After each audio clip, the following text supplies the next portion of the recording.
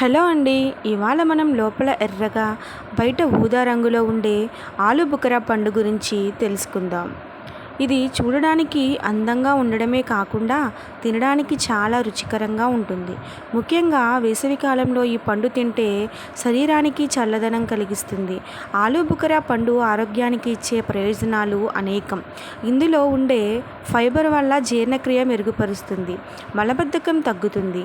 Potassium అధికంగా ఉండడం వలన రక్తపోటు నియంత్రణలో సహాయపడుతుంది.